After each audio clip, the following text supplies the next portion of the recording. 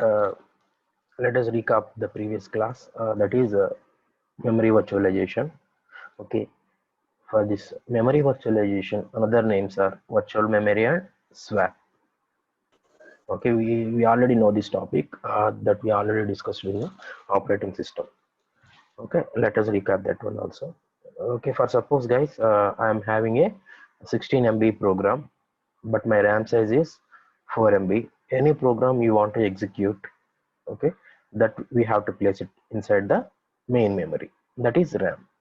But here the RAM size is 4 MB, but my program I want to execute is 16 MB. How can I place the 16 MB inside the 4 MB? The solution for that one is this memory virtualization or virtual memory. Here what we will do is, okay, we are using this secondary storage as a virtual memory.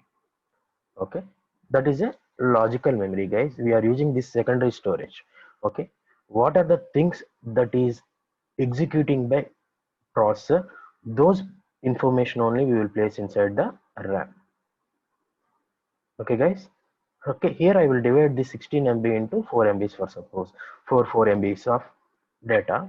Okay, for first suppose first part of 4 MB is executing by main memory. Then only this 4 MB that is executing by processor, I will place it inside the main memory and I will execute.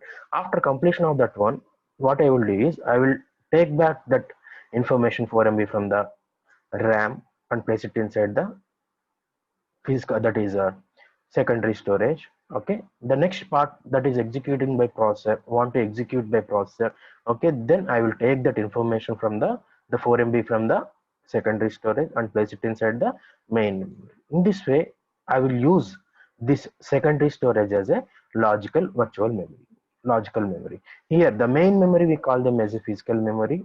Okay, the portion of hard disk or secondary storage I am using here, we call them as a logical memory, guys. Here this physical memory inside the RAM and the logical memory inside that is there in the secondary storage.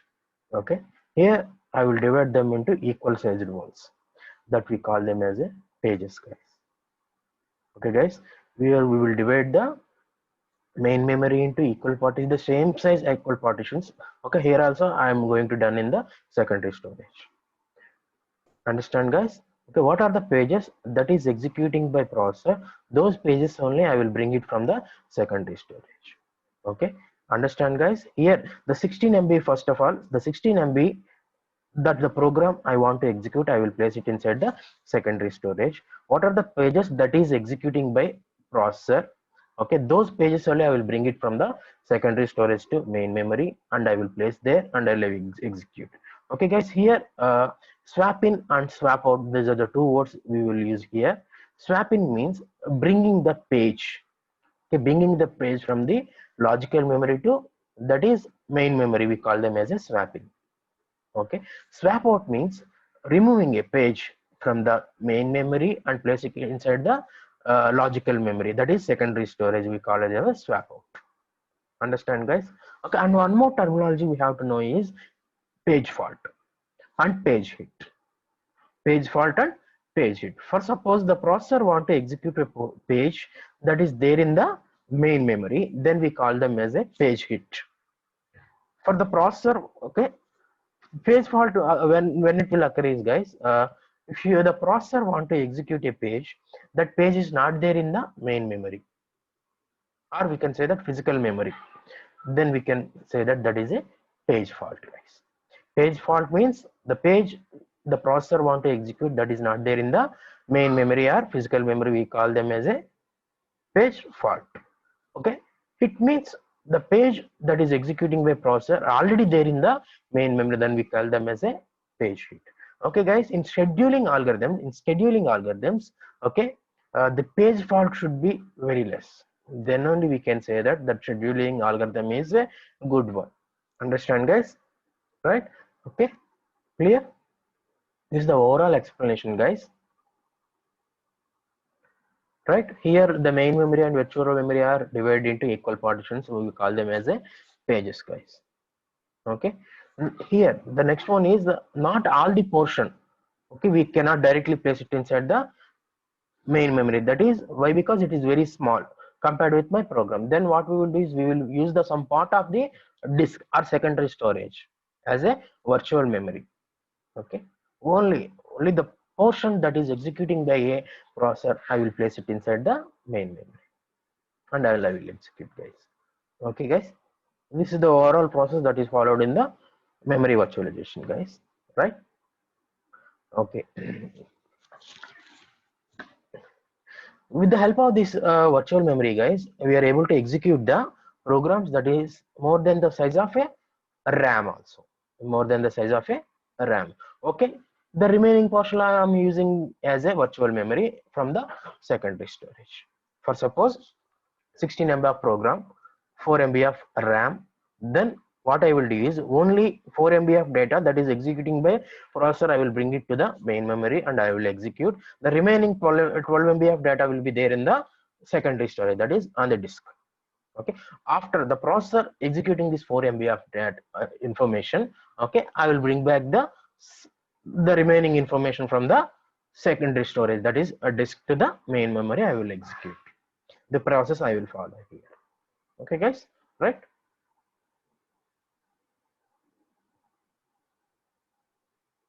This is the diagrammatical representation, guys. Here disk is the secondary storage. This is high in size compared with the physical memory, that is RAM. RAM always less size than compared with the secondary storage. Okay, guys, here the RAM is, I have divided into 6 partitions. You call them as a pages. This is one page, this is one page, this is one page, this is one page. But my program size is 6 pages. The program size is 6 pages.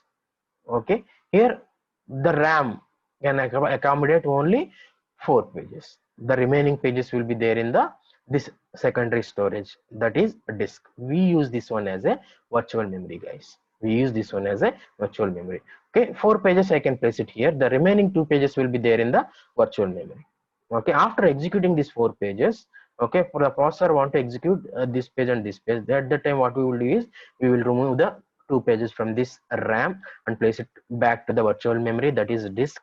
Okay, I will bring back these other 2 remaining pages, that is that the processor want to execute. I will bring those to this secondary storage, guys. In this way I will effectively utilize the memory. In this way I can effectively utilize the reserve memory. Here with this help of this virtualization, guys, okay, we are no need to purchase the again another RAM. Okay, we are using the secondary storage as a virtual memory. Okay, we are using that one. Okay, right? In this way we are able to reduce the cost also for purchasing the RAM. Okay, here we don't need to purchase the extra RAM, just we were using one methodology, that is virtual memory. Okay, the virtual memory is actually the memory that is there inside the secondary storage, like hard disk, right? We are using the hard disk size is normally is base bigger than the compared with the RAM. We are utilizing that one as a virtual memory. We will place the program, okay, the more than the size of the RAM for utilizing purpose. Okay, guys.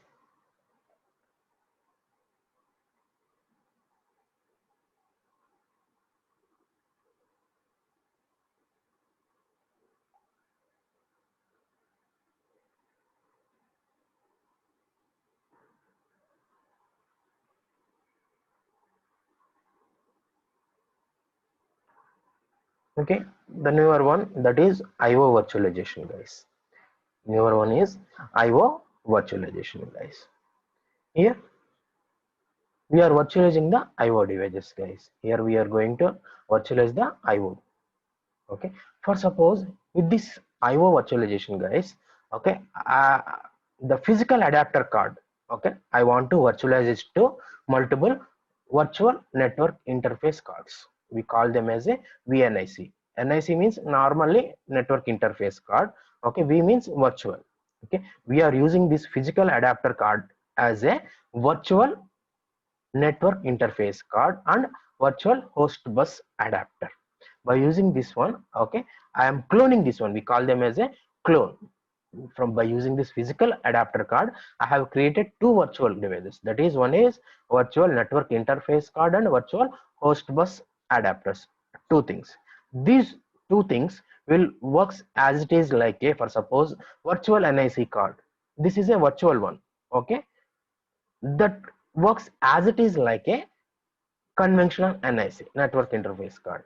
Okay, what are the properties? Okay, what is the things that is doing by NIC? The same thing that the virtual NIC can also do.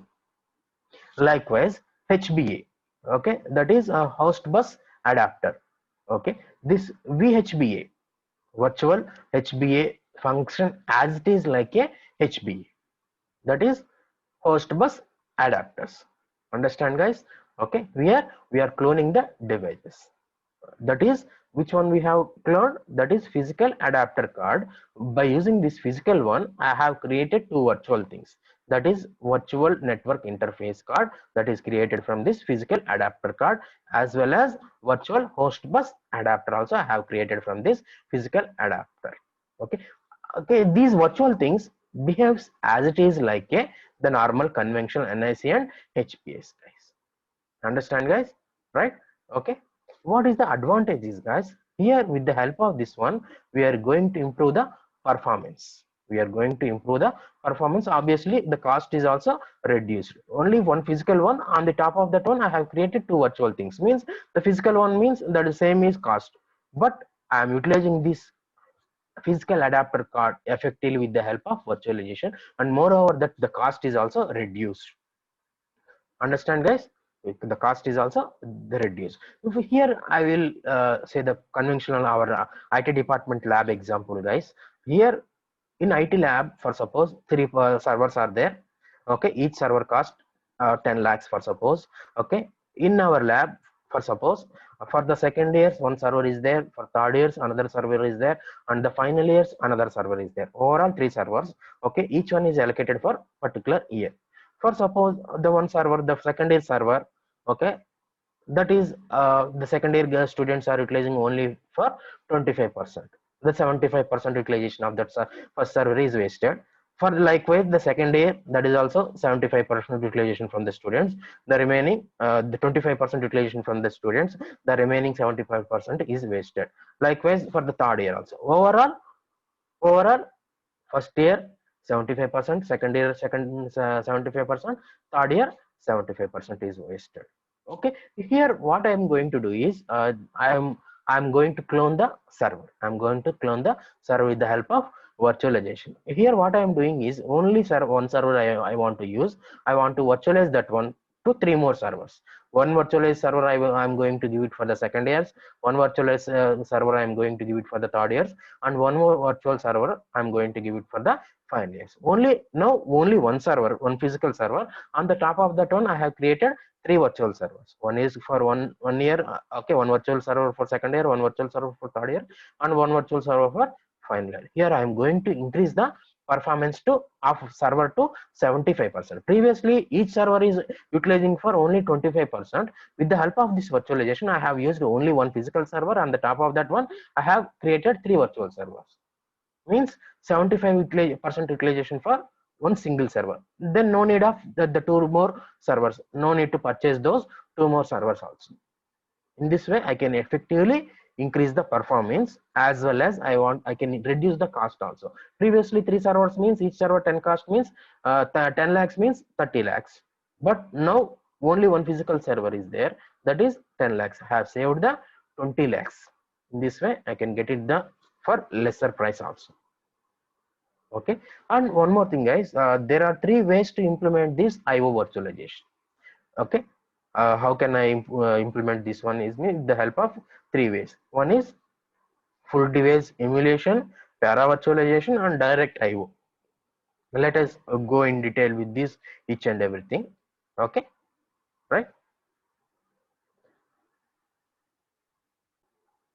Okay, let us discuss about the full device emulation.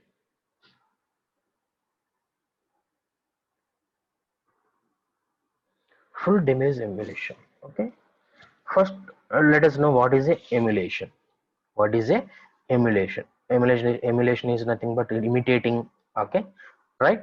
Here what we are going to imitate is, it's we are going to imitate the computer or piece of hardware, guys. It's like a emulator is a normally like a program, it's like a software. Okay, with the help of that one, what we are going to emulate, we are going to emulate the computer or piece of hardware. We are going to emulate means we are going to clone. Okay, right? Emulation is a program, right? With the help of this program, we are going to emulate the computer or a piece of hardware. Okay, with the help of this full device emulation, guys, for suppose if you emulate one device, okay, what are the properties or functions of that device we are going to emulate? We are going to emulate with the help of a one software or program. For suppose for the device, if you want to emulate a device, okay, those functions like device emulation, identification, interrupts, and direct memory access also we are going to replicate in the software. We are going to replicate in the software. Okay, what are the device task we are going to emulate, we are going to replicate it with the help of this full device emulation. It's a software, guys. By using the software, we are going to emulate that particular device. Actually, normally this full device emulator that is located in a virtual machine monitor. So acts like a virtual device, guys. Physically, the device not exist. With the help of the program or software, we are going to emulate that device. Okay. Normally, we will place this one in the virtual machine monitor. It acts like a virtual device, guys. It acts like a virtual device. For suppose any IO request comes from guest operating system. Guest operating system is the operating system that is installed on the top of the virtual machine. Okay, any request, IO request coming from the guest operating system, it will trap it into the virtual machine monitor. It will traps the virtual machine. It will stop the execution of virtual machine monitor at that point, and it saves the state of registers, everything at that point, and it will go to the IO devices. It will go to the IO devices. Okay, this is the process that is followed in the full device emulation. Okay, whenever any IO request coming from the guest operating system, it will stop the virtual machine monitor and it will go to the IO devices and execute that work, that IO request. It will execute that one and it will come back to the virtual machine monitor. This is the process that is followed in the full device emulation, guys.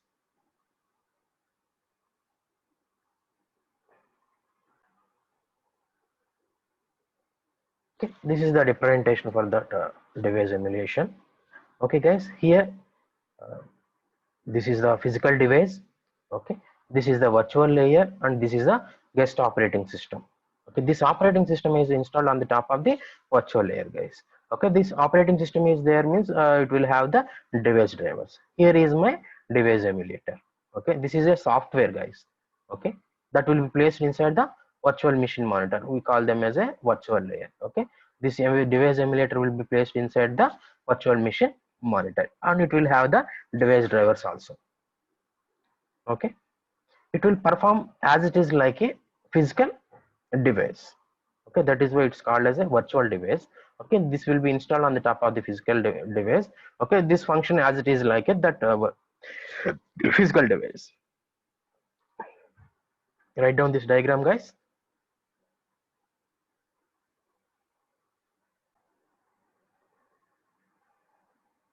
The second one is para virtualization, guys. Okay, in this model we will have the two drivers, guys. One is front end driver and the second one is back end drivers. This model in para virtualization consists of two types of drivers. One is front end driver, the second one is back end drivers, guys. These front end drivers are running on the domain U, means that is user virtual machine. Okay, this front end driver will be in the virtual machine. The back end driver will be running on the domain 0, that is physical device, guys. Okay, okay, this front end driver is running on the user virtual machine, that is domain U, means virtual machine related one, means, and the second one, that is back end driver, that is running on the domain 0, that is physical system, physical physical device. Understand, guys? These two things, this front end driver and back end driver, are both can communicate. How they will communicate? With the help of shared memory. Okay, this front end driver and back end driver, they can interact with each other with the help of shared memory. Shared memory.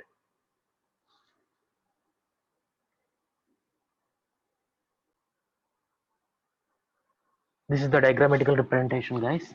I told you this front end will be used by virtual machines. Okay, this is the front end drivers. Okay, these are will be there in the virtual machine. Okay, these will be runs on a virtual machine. We call them as domain U. Coming to the physical one, that one works on the domain 0. Okay, here it will have the front end drivers, it will have the back end drivers.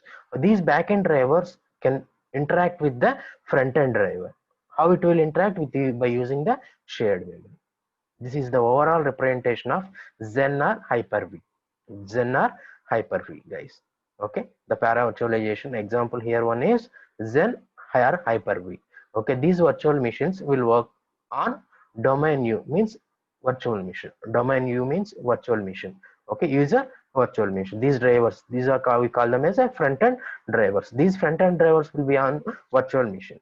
Okay, this one will be works on virtual machine, and this is also on virtual machine. But coming to here, this one is a driver that is on the top of the physical one. Okay, here this will works on the domain 0. Domain 0. This driver, front end driver, and these back end drivers, they can communicate with each other with the help of shared memory. Okay, this is the architecture of x86, particularly Zen Hyper-V. Write it down, guys.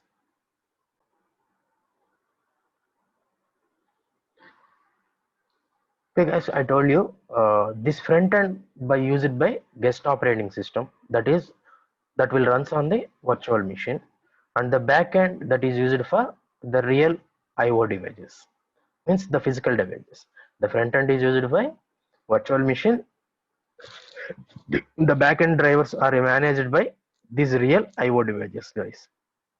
Okay, with the help of this one, guys, para IO virtualization, we are going to achieve the better performance compared with the previous one, that is emulation process. Okay, the para virtualization achieves the better performance compared with the previous one, that is emulation. The para virtualization is performance wise good compared with the emulation one, right?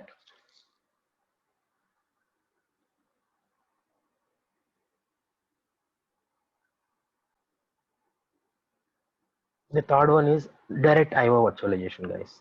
Till now we have seen, that is first one, full device emulation.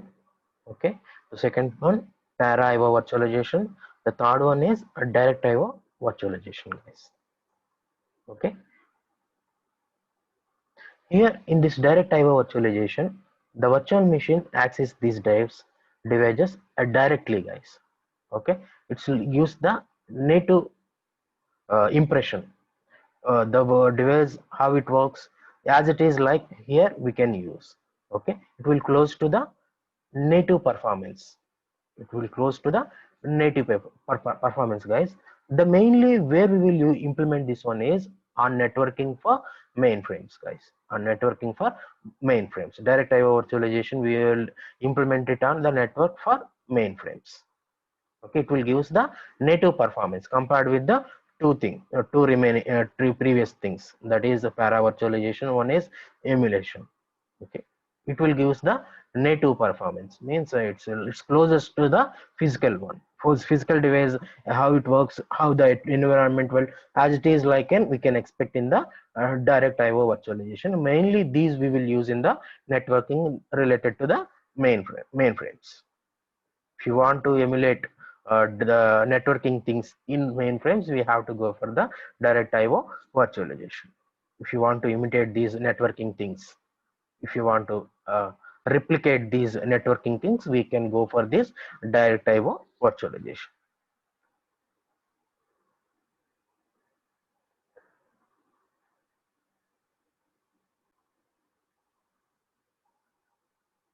Okay, till now we have completed third topic, that is CPU virtualization. The next one memory virtualization. Next one is IO virtualization is over. The next one is virtual clusters and resource management. Let us start the discussion. The new topic, that is virtual clusters and resource management. Okay guys, what is a cluster guys? We all know about this one, cluster. What is a cluster? Cluster is a group of similar kind of things. Cluster is a group of similar kind of things. Okay, in cluster guys, for suppose I am having two clusters, A cluster and B cluster. Okay, if I take two objects from the cluster A, they will have the same properties. Likewise, from the B cluster, if I take two objects, they will also having the same properties. For suppose I will take one object from the A cluster, another object from the B cluster. If you compare these two objects, they will have the separate and different properties. That is the cluster. Okay, here coming to the physical cluster. Okay, here it consists of collection of servers. What is a physical cluster guys? It's a collection of servers of same properties. How they are connected? They are connected by a interconnected network like LAN, local area network. By using this local area network, we are going to connect these collection of servers. We will form a physical cluster. We will form a physical cluster. Okay guys, clear?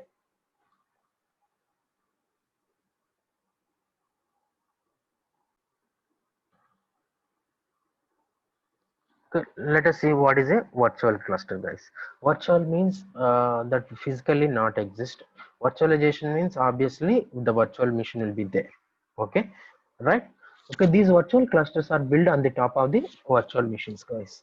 Okay, virtual clusters there means we will have the virtual machines. These virtual machines are connected by LANs. Okay, these clusters, the virtual clusters, are formed on the top of the one or more physical cluster. Obviously guys, virtualization is there means, okay, for creating the virtualization we must have the physical thing first of all. Okay, on the top of that one only we are able to create the virtual. Understand guys? Previous example I told you, in place of the three servers I have replaced with one physical server. One physical server must be there. On the top of that one only we are able to create any virtualization. Likewise here also in virtual clusters. Okay, virtual clusters there means first we will have the physical clusters. On the top of that one only we are able to create a virtual clusters by using the that was built on the top of the virtual machine guys. Clear guys? Right? Okay, these virtual machines or virtual clusters are connected by a virtual network guys. Previously the physical systems are connected by a LAN, but coming to this virtual machines or virtual in virtual clusters, these are connected with the help of logical network, that we call them as a virtual network guys. Clear?